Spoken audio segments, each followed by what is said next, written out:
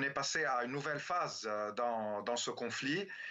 Israël ne se contente plus du théâtre des opérations qu'est Gaza et le sud Liban, mais là, on a frappé à Téhéran et dans la banlieue sud de Beyrouth.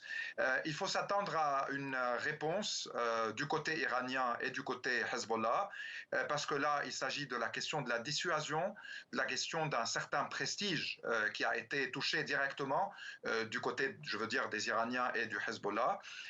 Et on craint donc une escalade qui, sans pression américaine pour la contrôler, pour essayer de limiter ces dégâts, peut mener, je ne dirais pas à une guerre totale, mais plutôt à des opérations qui peuvent faire beaucoup de dégâts et qui peuvent modifier la configuration actuelle de ce qui se passe pour ouvrir des possibilités et des scénarios très dangereux, parce que l'Iran va certainement solliciter ses alliés, donc les Houthis du Yémen, mais peut-être aussi des milices chiites irakiennes.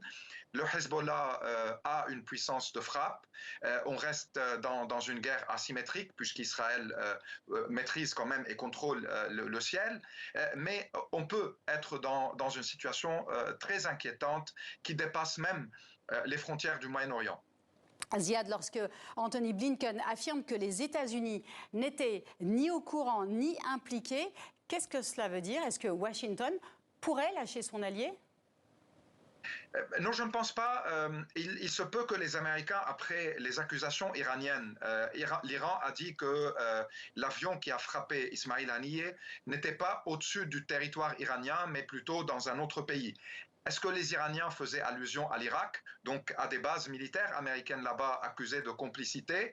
Et cela veut dire que la réponse peut être là-bas également. Donc peut-être Blinken cherchait à dire que les États-Unis ne soutiennent pas aujourd'hui cette escalade. En même temps, le ministre de la Défense américaine a confirmé que les États-Unis soutiendraient Israël si jamais il y a des ripostes iraniennes ou de Hezbollah importantes.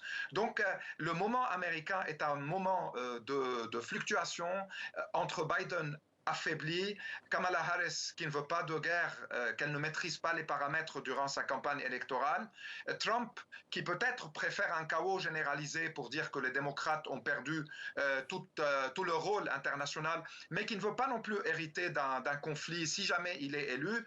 Les Israéliens, donc, à mon avis, trouvent que c'est un moment propice pour élargir l'affrontement aujourd'hui, pour que Netanyahou puisse dire et puisse déclarer une certaine victoire, étant donné qu'il n'a pas réussi encore à libérer les otages et à en finir avec le Hamas comme il le voulait depuis le 7 octobre.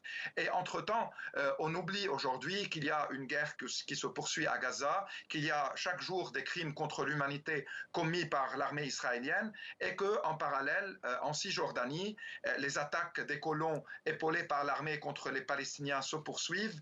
Donc le scénario catastrophique et tragique touche des populations en Palestine occupée surtout, mais dans toute la région également.